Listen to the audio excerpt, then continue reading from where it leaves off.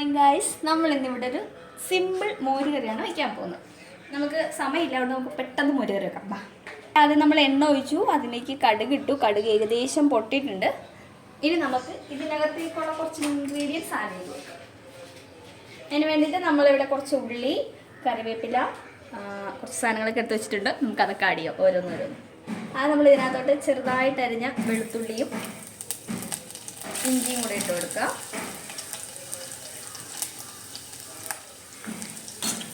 എന്നിട്ട് ചെറുതായിട്ടൊന്ന് ഇളക്കി കൊടുക്കുക.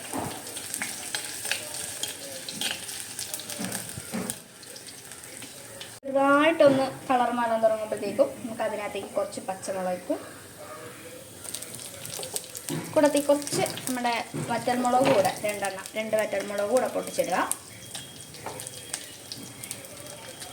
എന്നിട്ട് നന്നായിട്ട് വറ്റൽമുളക് ഇട്ടതുകൊണ്ട് നമ്മൾ കുറച്ച് നേരം ഇളക്കാവുള്ളൂ. ബാക്കി നമ്മൾ സാധനങ്ങൾ ഇടുമ്പോൾ നമ്മുടെ പച്ചമുളകൊക്കെ വെന്തോളും.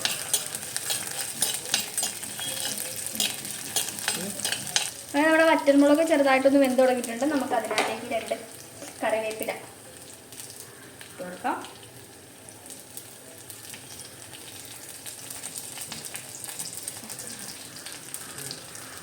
കറിവേപ്പില ഇട്ടിട്ട് നമുക്ക് നന്നായിട്ട് ഇറക്കി കൊടുക്കാം.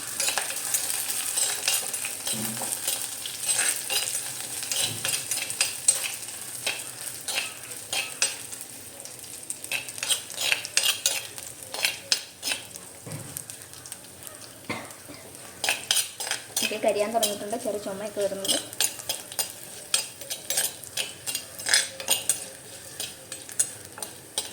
ഏകദേശം ഒരു ഡ്രൈ ആയിട്ടുണ്ട്. നമുക്ക് കാണുമ്പോൾ അറിയാം നമ്മുടെ കറിവേപ്പിലേക്ക് ഒരു ഡ്രൈ ആയിട്ട് വരുമ്പോഴത്തേക്കും നമ്മൾ അതിനകത്തോട്ട് ഒരു 6-7 ചെറിയ ഉള്ളി അരിഞ്ഞിട്ട് കൊടുക്കാം.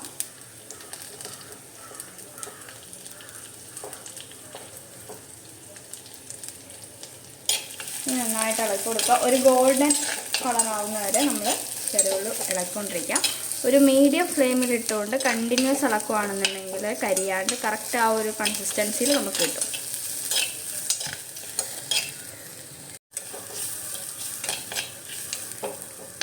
ഇവിടെ ഉള്ളി ആ ഒരു ഗോൾഡൻ കളർ ആവാനായിട്ട് കുറച്ച് സമയം എടുക്കും. അപ്പോൾ നന്നായിട്ട് വെയിറ്റ് ചെയ്യുക.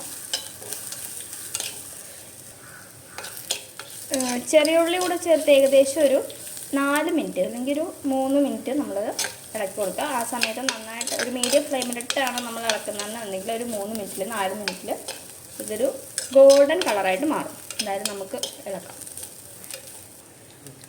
ഓക്കെ, നമ്മുടെ ഉള്ളി ഇപ്പോൾ ഏകദേശം ഒരു നല്ല ഗോൾഡൻ കളറായിട്ടുണ്ട്. നമുക്ക് ഇതിനകത്തോട്ട് ഇനി കുറച്ച് പൊടികൾ ഇട്ട് കൊടുക്കാം. 1/2 ടീസ്പൂൺ മഞ്ഞൾപ്പൊടി,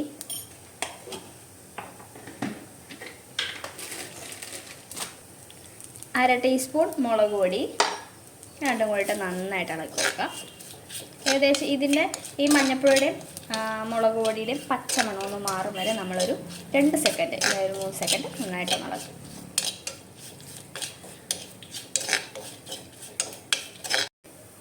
ഇപ്പോൾ ഏകദേശം നമ്മുടെ സെറ്റായിട്ടുണ്ട്. നമുക്കിതിനകത്തോട്ട് നമ്മൾ മോരെടുത്ത് വെച്ചിട്ടുണ്ട്. ഈ മോര് തയ്യാറാക്കുന്നതെന്ന് വെച്ചാൽ നമ്മൾ ഇപ്പോൾ ഞാൻ 1.5 കപ്പ് മോരിലേക്ക് 1.5 കപ്പ് തന്നെ വെള്ളം ചേർക്കാം.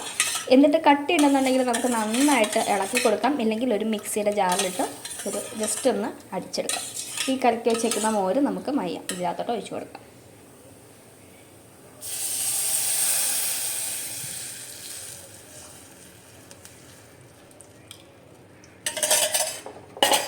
ഓക്കെ, ഇനി നമ്മൾ നന്നായിട്ട് ഇളക്കി കൊടുക്കാം.